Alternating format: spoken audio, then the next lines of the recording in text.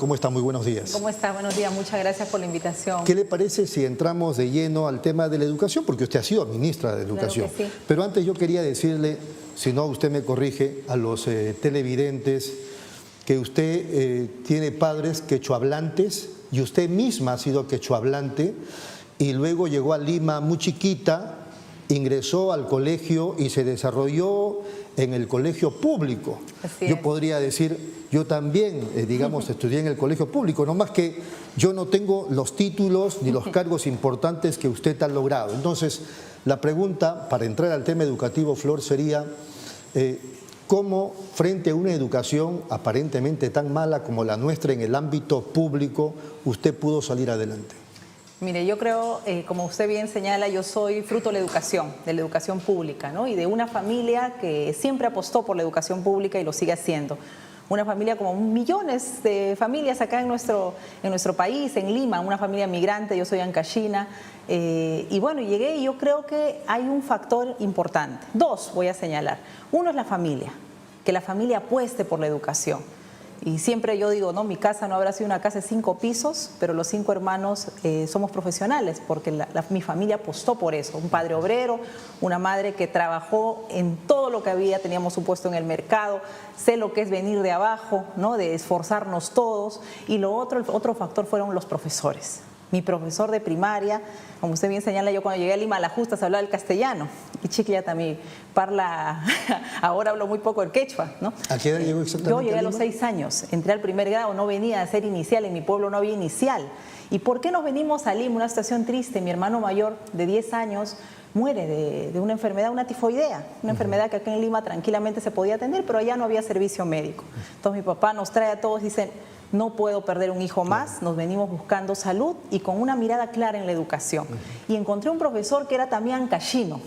Entonces él, por ejemplo, no se dedicaba conmigo solo el turno que nos tocaba, ¿no? Sino me decía, quédate un poco más para reforzar, ¿no? Para poder manejar mejor mi castellano, comprender lo que leía. Y luego la secundaria también tuve un colegio parroquial público. ¿Le encontró el gusto a la educación? Le encontré el gusto y ¿saben qué? La educación sacó lo mejor de mí. Por eso yo soy una creyente, una militante de la educación, porque creo que así como muchos provincianos, ¿no? Nuestras oportunidades se han basado en función de la posibilidad que hemos tenido de acceder a una educación.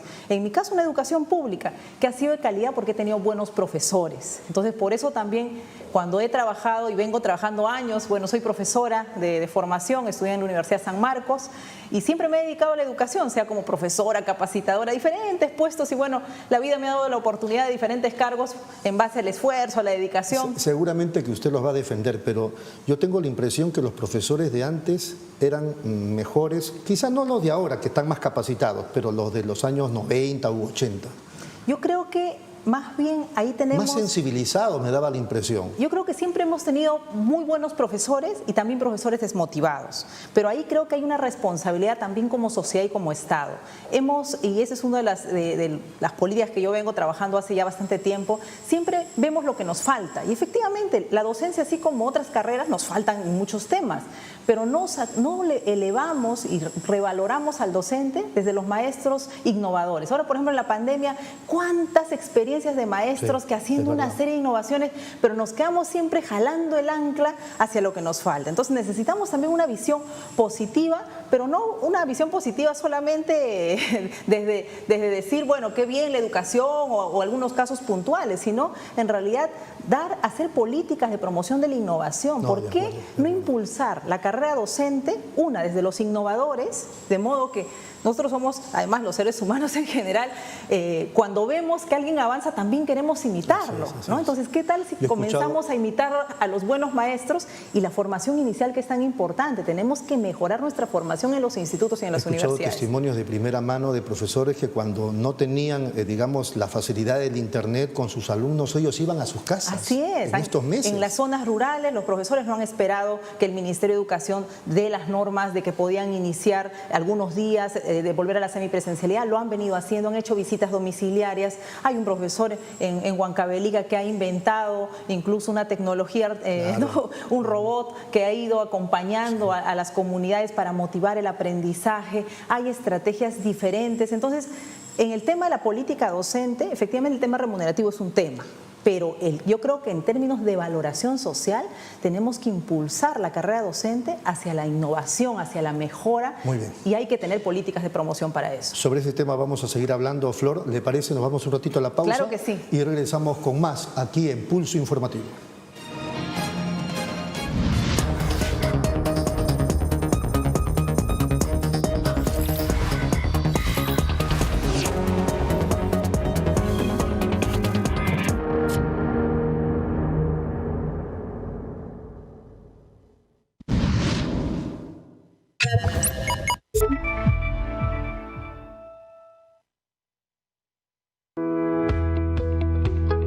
Somos la funeraria Benavides con 55 años de experiencia. Tenemos el personal capacitado para acompañar a la familia en un momento de dolor. Y ahora contamos con un plan accesible. Con 30 soles mensual aseguramos a 7 personas sin límite de edad. Somos la funeraria Benavides, la más humana y solidaria. A su servicio. Informes 946-351-268 y 994-980-337. Conoce el Perú con Demi Hoteles. Viaja y disfruta de sus mágicos paisajes y deleítate con sus comidas típicas. 8 hoteles, 2 centros recreacionales y un centro vacacional. Comienza tu experiencia de viaje con nosotros. Encuéntranos en nuestra página web demihoteles.pe o en Facebook como Demi Hoteles Perú. Demi Hoteles, más cerca de lo que imaginas.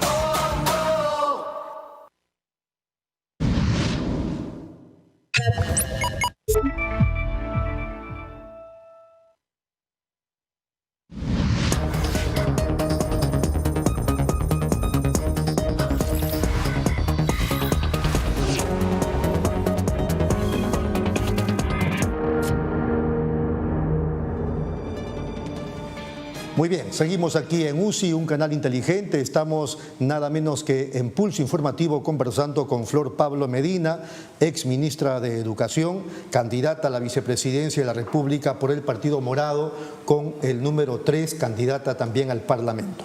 Flor, el tema de la educación, estamos a puertas, ya se entiende, dentro de algunos meses de iniciar este asunto de la educación, no se sabe si virtual o presencial. Algunos a los que he invitado, algunos especialistas, digamos, dicen que puede ser complementaria una con otra. Otros dicen, no, frente a lo que estamos viviendo con el COVID, vamos a seguir con lo virtual, que además lo virtual ya llegó para no irse. ¿Cuál es su impresión? Mire, yo creo que estamos en un escenario de mucha incertidumbre, muy cambiante. Ahorita mismo las noticias, los datos en el tema sanitario son alarmantes. Entonces nosotros, educación no se manda sola. Quien rige en este momento en un contexto de pandemia son las autoridades sanitarias. Entonces es un escenario bien de incertidumbre, pero a la vez tienen que tener respuestas flexibles. Una cosa es el contexto de una zona aislada, como una zona rural, donde el profesor vive en la zona y puede retomar la presencialidad. Otra cosa es la realidad que tenemos en Lima. Entonces, ahí hay situaciones y creo que el Ministerio ha planteado también, pensando en esas situaciones, escenarios varios, distintos, donde al final los que tienen que tomar la decisión son los que están más cerca al territorio, al servicio, las UG, las direcciones regionales, con los colegios y las familias. Porque, ojo, acá hay que cuidar la vida de nuestros estudiantes, de nuestros maestros y sus familias. Imagínense un colegio donde posiblemente todo está en un contexto aislado, una zona rural, pero el profesor es un profesor adulto mayor. Entonces hay que tomar en cuenta también esa situación. Entonces son situaciones en las que hay que hacer respuestas ad hoc. Pero por ejemplo, hablando de Lima y también de algunas otras provincias, hay colegios emblemáticos, amplios, grandes, y uno dice, ¿por qué no se pueden empezar las clases presenciales ahí cumpliendo los protocolos, lógicamente? Eso hay que ir evaluando, ¿no? Porque, por ejemplo, hay en el caso de Lima, otras ciudades, hay el desplazamiento de los estudiantes. Entonces, que los estudiantes que estudian, por ejemplo, en Alfonso Ugarte, no viven alrededor del Alfonso Ugarte, viven en Huaycán, viven en Villa María del Triunfo. Entonces, generar ese desplazamiento es también exponerlos a un contagio a ellos, a sus familias, a los profesores. Entonces, hay que ir con mucho tino. Efectivamente, este primer semestre, además, bueno, con la mala noticia que tenemos de la vacuna, que todavía es algo que va a demorar en llegar, tenemos que tener todos los cuidados. Y creo que, claro, también hay que reconocer que todo eso nos pasa una factura. Desde el año pasado, 2020, yo venía pensando ahora para la entrevista a los niños más pequeños. Imagínense los niños que entraban a primer grado. ahora entran a segundo grado, van a tener una semipresencialidad cuando la educación básica, efectivamente la educación virtual bienvenida y qué bueno que creo que de las cosas positivas es que va a complementar la educación, pero no pero digo la educación o sea, bienvenida presencial, en el tema de que se complemente. que se complemente, porque pero hemos no es- aprendido en este año que solo la virtualidad No puede funciona. acarrear problemas mentales. Exactamente, incluso en no los chicos. funciona. Por eso digo, bienvenido que haya entrado al sistema para quedarse y acompañar. Pero la educación básica es eminentemente presencial. ¿Por qué? Imagínense, pues, la educación no es exponernos ante un equipo tecnológico, es el intercambio, es el Así contacto, es la es, interacción. claro. Tiene que ver con el tema emocional, ¿no? Las relaciones sociales. Las relaciones sociales. Cómo yo aprendo a convivir, a ser empático si no veo a mis compañeros, si no, no estoy en un contexto de convivencia, ¿no? Entonces, sí es importante el retorno a la presencialidad, por supuesto eso, pero el primer punto es que tenemos que cuidar la vida. Sí, cierto. Estamos en un contexto de esa naturaleza. Entonces, sí hay que pensar en los años que vienen y desde este año 2021 en estrategias de nivelación, en estrategias complementarias. Es Se decir, habló, me parece que el señor Cuenca habló de que de repente habían clases, para repotenciar a los chicos por lo que perdieron el año pasado desde enero, pero ya no escuché más de eso. van a haber estrategias, pero yo ahí le agregaría un tema más. Y es lo que estamos viendo ahora conversando con las familias, ¿no? Es que efectivamente la escuela va a cumplir un rol, pero tenemos que, y es parte del plan de gobierno también de las estrategias que estamos planteando, tiene que entrar una estrategia comunitaria. ¿A qué me refiero? Las familias, muchas de ellas están, la gran mayoría, buscándose las formas de ganarse la vida, porque lo que ha sido muy golpeado ha sido la economía de las familias, la pérdida de empleo. Entonces, no hay apoyo en casa para los niños, especialmente para los más pequeños. Entonces, sí necesitamos una estrategia desde el Estado con promotores educativos comunitarios, que en los barrios, con los aislamientos necesarios y demás, acompañen a esos niños. Porque, ¿qué pasa? Yo tengo imagínense en el mejor de los casos, porque otro tema es la conectividad, que luego lo voy a comentar, pero en el mejor de los casos tengo mi equipo y tengo mi conectividad, pero no tengo un adulto que me acompañe. Entonces sí necesitamos, y el profesor está haciendo su clase con los otros estudiantes de manera virtual, entonces sí necesitamos en las zonas de mayor pobreza, las zonas más vulnerables del país, tener estos agentes comunitarios que pueden ser muy bien los jóvenes. ¿Cuántos jóvenes de la misma comunidad podrían en los locales comunales, en los locales de las iglesias, hacer ese acompañamiento? Pero lo que hay que asegurar no solo es que permanezcan en la escuela, es decir, que no se vayan, sino que se aseguren los aprendizajes básicos. Desde las estrategias del ministerio, que ya las han planteado, pero yo ahí le sumaría un apoyo comunitario. Porque si no, los niños, si no hay apoyo en casa o no hay apoyo en el barrio, están sueltos y no podemos avanzar así. Y a propósito de lo que dijo sobre el desplazamiento de los chicos cuando tengan que ir a las clases presenciales, eventualmente, de repente estoy hablando piedras, ¿no podría hacerse que los chicos frente a este contexto que vivimos estudien, eventualmente digo, en colegios cercanos a sus casas? Eso sería lo ideal. Por eso digo que hay que, si bien están matriculados en otros sitios, hay que ver estrategias comunitarias para asegurar que haya una contención, ¿no? Es como cuando reducimos en algunos puntos la desnutrición infantil. ¿Cómo se hizo? Visitas domiciliarias, recordándole a las mamás cómo había que hacer la alimentación, las vacunas y todo el cuidado a los menores. Y lo mismo tenemos que hacer porque estamos en una situación de emergencia. Eso es algo que a veces nos olvidamos y hay que recordar que la pandemia no se ha ido, no tenemos todavía certezas ni respuestas, estamos entrando a una segunda ola, algunos dicen que no, pero bueno, ahí están los datos que crecen a nivel de contagios y de personas que están en los cuidados intensivos, pero entre tanto tenemos que ir viendo, así como la salud está en emergencia, la educación también está en emergencia, porque imaginémonos. Vuelvo a los niños de primer, segundo grado. ¿Y por qué lo menciono? Porque es donde es el ingreso a la escolaridad, donde aprendemos a leer, a comprender lo que leemos, qué es lo que nos acompaña a lo largo de toda nuestra vida como personas, ciudadanos, como profesionales, nos marca. Entonces, ¿qué va a pasar en estos 2 años esas familias que no han podido acompañar?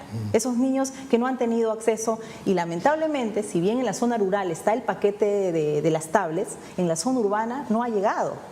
Y eso es algo, por ejemplo, que lo tenemos contemplado en el plan de gobierno. Usted fue ministra de Educación en el gobierno del señor Vizcarra. Así es.